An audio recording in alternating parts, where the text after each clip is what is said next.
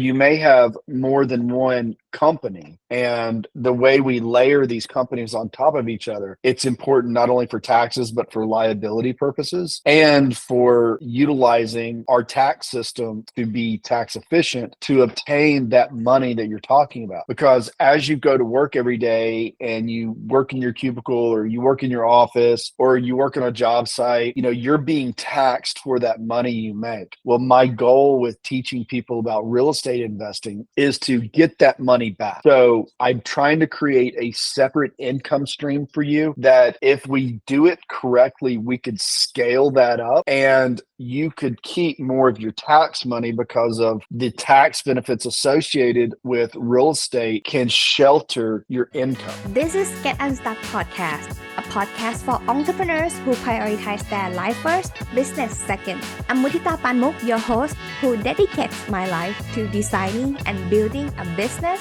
that supports lifestyle. We will learn together from entrepreneurs around the world how they overcome their life challenges, their business obstacles, and yet still get unstuck from the hamster wheel of burying themselves into their business. Because time is the number one commodity in the world that you cannot get back once it's gone. So let's shorten the learning curve and see how can we prioritize better. Let's get unstuck.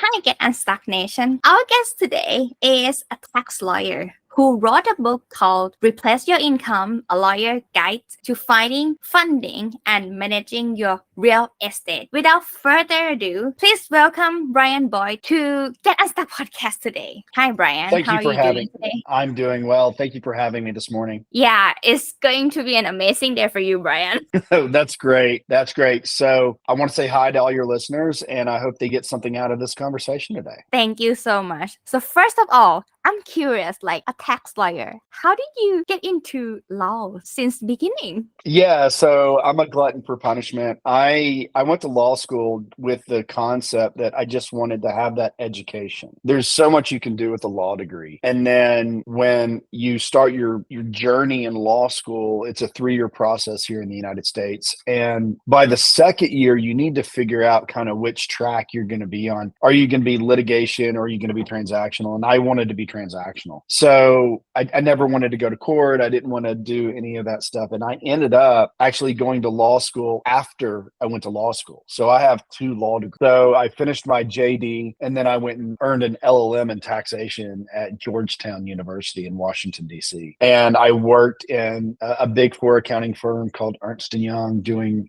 corporate tax strategy and consulting. And then I found my way back home to Tennessee and I've been here since 2006. I've been back home since 2006. And then I've been in Nashville since 2007. So that's what I do. I work with entrepreneurs, small business owners. And when I say small business owners, any business under $50 million, that's my comfort zone. And yeah, I help entrepreneurs make more money and do it in a tax efficient way. So do you think that setting a tax structure should be started since beginning? I mean, how early it should be setting up? Yeah, that's a great question. Like, should you let the tail wag the dog and let taxes kind of dictate how you set things up? It shouldn't be your primary focus, but it should definitely be one of your top 3 focuses of how you set up a structure. Because in our world, there is a C corporation, which is a double layer of taxation. There is an S corporation, which is a pass-through entity, and then you have LLCs, LPs, partnerships, JVs, things like that. And so when I'm meeting with the client, the first thing I say is, what is the goal of your company? And we have to talk about a 1,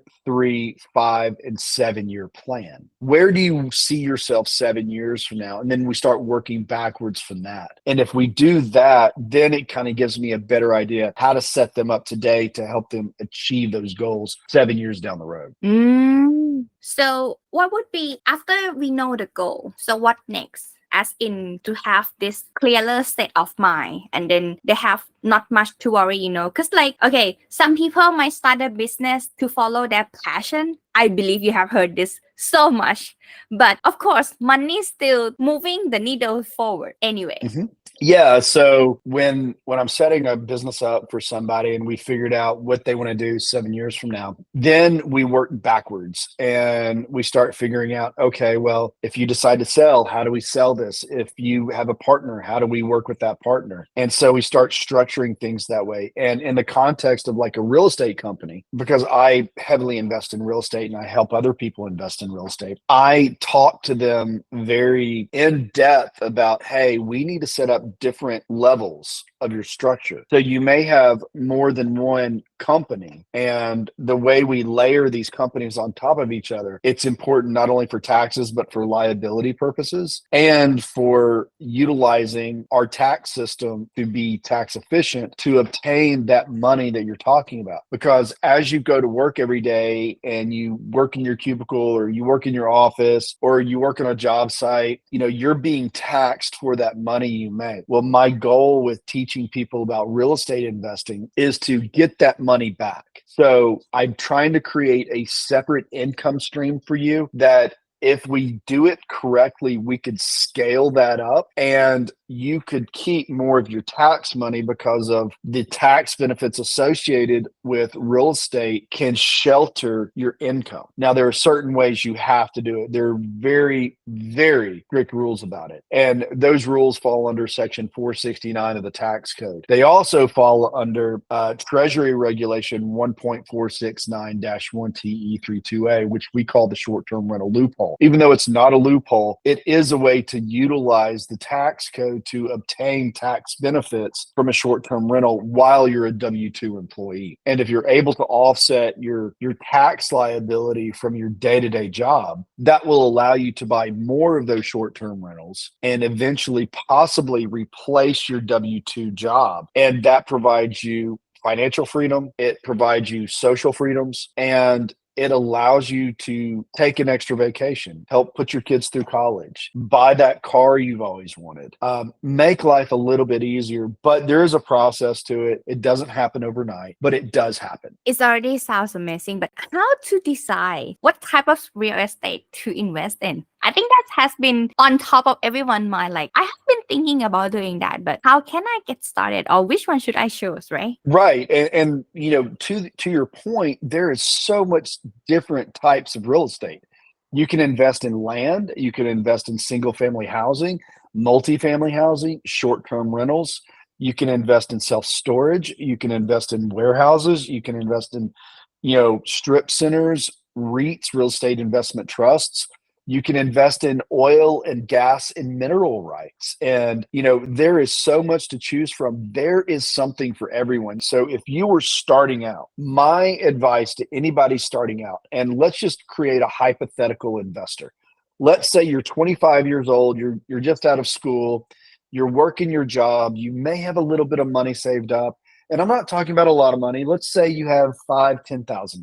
My advice is, hey, the best thing you can do is get a roommate. Doesn't matter, where you're living, get a roommate, because that's going to help you offset your personal expenses where you can save more money. And then as you start saving money, then you go buy, for example, let's say your first house. Well, rent out the rooms in your house. That's called house hacking.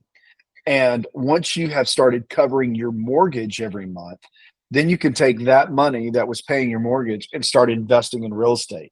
And to do that, you've already got a rental property because you're living in a rental property at this point. Then you go buy, my favorite example is a small duplex where you can rent out both sides of the duplex, or you could live in one side and rent out the other. That is a way to really get into real estate investing. And then once you decide, hey, I've got enough money saved up, I can go buy my next duplex. That's how you start stacking up real estate. You also start snowballing your tax deductions. And if you do this in the proper manner, and there is a very strict way to do it, you will eventually find yourself making enough money that you don't need to go to that 9 to 5 every day. You can just buy real estate and do it over and over again. And this is important from a social impact as well, because there are a lot of people out there who are never going to buy a house. They're never going to be homeowners. They're never going to take on a mortgage. They may never be in a situation they can afford a down payment. So providing housing is a very important thing in the United States. And I encourage everybody to think about that. Now, there is this contingent out there that says, oh, we have a housing shortage. Yes, but it's not because of real estate investors. It's because, COVID hit, we had a backlog in, supply chains that drove up prices of what was available, driving up housing prices everywhere. That's not because of real estate investors. Real estate investors are the people out there building apartments. We're out there building single family homes. We are not hoarding properties. What we're doing is providing a resource to the community like, hey, yeah, nothing's free. You are going to have to pay rent, but we've built this nice place for you to live in. And yeah, there are tax benefits to it. And, in a capitalistic society, you're looking at, making a return on your investment. So I would say that to your listeners that, hey, real estate investing is a great path to go down. Not only does it help you and your family, but it helps society writ large. Is there a downside of investing real estate, in your opinion? Yeah, there is a downside because you're dealing with people, right? And nobody's life is perfect. And nobody's perfect. So you're going to have people that get behind on rent. You're going to have people that, may have a kitchen fire. You have people that, may not treat your property as well as you would treat your property. And so there are those things you have to deal with. There's also regulatory issues. You have taxes, you have codes, you have, all sorts of things that surround property ownership. And you have to be able to navigate that. And you have to do it on a regular basis and take it in stride. Because if you don't do it on a regular basis and take it in stride, it's going to wear you out and get you out of real estate investing, which I think is a short-sighted off-ramp to real estate investing. There are going to be good times, there are going to be bad times. But as a whole, it's going to benefit you more than anything else. Here in the United States, 80% of all millionaires made their money through real estate investing. So the longer you hold, the longer you plan, the more portfolio you have. That is actually the more benefit you have, isn't it? Yes, because not only are you going to eventually pay off that property, and so you're not going to have that monthly expense of paying the mortgage, and it's going to increase your cash flow. You're also going to be able to utilize those tax benefits as long as you own that property. So if you sorry, please go ahead. I was thinking. So if you think of the long-term plan here, let's just use easy numbers. Let's say you buy for $100,000. Well, 5 years later, that property here in the United States could easily be worth $150,000. And during the time that you've owned it, you've paid down the mortgage on it. You've made rent on it every month. So it's paid for itself and it's provided you a revenue stream. And then you've also gotten the tax benefits of that. So you have an effect on paper and per your tax return, increased your cash flow and reduced your tax liability. So your taxes go down while your income goes up. That's a great way to create wealth, not only for you, but for generations of your family. Oh, I was thinking that when you have multiple real estate that you have to taking care of, who would be taking care of your places? But I forgot that there was rentals living in those places. Right. So you have, and really good tenants will take care of the property for you. Now, look, if something breaks, we send out a plumber, we send out an air conditioning guy, we send out a maintenance man to really take care of the property. Like, we don't want tenants, rehanging a door or doing plumbing themselves. We want to take care of that. But that's something you reserve for and you take care of it. On the other hand, like in the short-term rental world, you get a lot more wear and tear on the property because a lot of people will stay in your property over and over and over again. You do need to spend that money to take care of it because short-term rentals are really like hotels, right? You go and you stay a night and you move on. So, there is a balance there. There's a trade-off, and a good balanced portfolio will inform, the short terms and the long terms. And the tax benefits are good. the revenue is good, but you are going to have to maintain those properties. Is there any like tax mistake when people thought that I have already investing in real estate, but why I couldn't get tax reduction from it? Is there any story that you could share about that? Yeah, so that's a really good question. So in the United States, real estate investing is considered passive unless you can make it active. And I mentioned earlier Section 469 of the tax code. That is called the passive activity loss rules. And you have to do certain things to make that real estate active in your life. If you don't, the tax benefits are going to be locked away and you're not going to be able to achieve those. That's why I mentioned the short-term rental loophole. Also, if you want to manage your own property and be a real estate professional, you need to spend at least 750 hours a year managing your own real estate. Then that 750 hours a year has to be more than your W-2 job. So that's typically not feasible for most people that are working a 9 to 5 job, 50, 52 weeks a year. So what you're going to have to do is start with maybe a short-term rental, or just be okay with not being able to take the extra, tax benefits and take the revenue, build that up and buy additional properties while you do that. And then once you have enough properties, then you can self-manage and unlock those tax benefits for yourself. You have to consider those hours as well. So that is something that you have to be conscious about, isn't it? Very much so. And, here in the United States, we have to track our hours. So, for example, you might want to keep a calendar. You might want to keep a spreadsheet. For me, I use time tracking software because I'm a lawyer, and that's how I think about most things, like how much time did I spend on that? And, it has to add up. Now, the good news is it's pretty simple to get there. If you're going to use the short-term rental loophole, it's about an hour and 15 minutes a week, right? If you're going to use the real estate professional status, you're looking at between 13 and 15 hours a week to achieve the 750 hours, and even more if you're working a W-2 job. So bear that in mind as you and your listeners go through this process. That's very important. And the IRS really scrutinizes those numbers. This is so crucial. I never thought that the number of hours it would be this crucial until you raised this point up, to be very honest with you.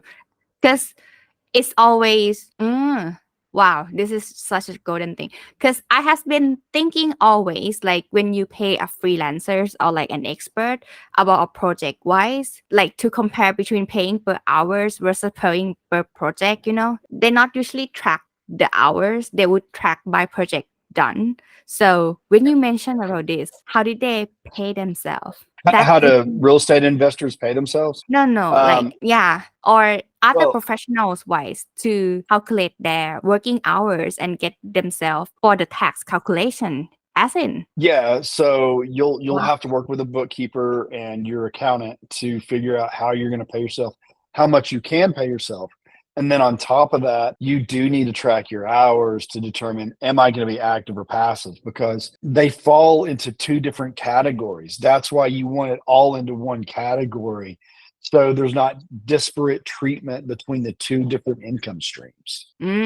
Okay, I need to study more so that I could understand more. Wow. Okay, active and passive income stream. Okay, got you. In case anyone want to learn more about your work or follow your content, where can they find you and reach out to you then, Brian? Yeah, if you want to follow me on social media, you can find me on Facebook at briantboyd.com. You can also find me on Instagram at Brian T. Boyd and on TikTok at Brian T. Boyd. If you want to work with me as a professional, I'm at a law firm in Nashville, Tennessee called Thompson Burton. And, like I told you before we called today and had this conversation, I've been here since 6:45 this morning. I probably won't go home till 7 o'clock tonight. So I am here all day working with entrepreneurs, business people, people that are wanting to structure their businesses, people that want to know more about real estate. And that's what I do on a daily basis. So I'm a business, real estate, and tax attorney.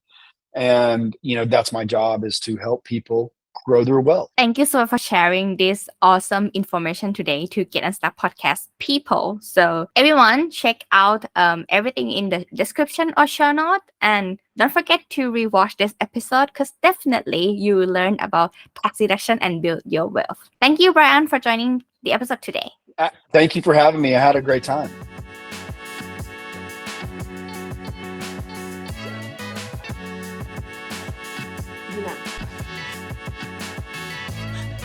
I hope this episode inspires you wherever you are in your entrepreneurial journey so that you can have your business that supports your lifestyle.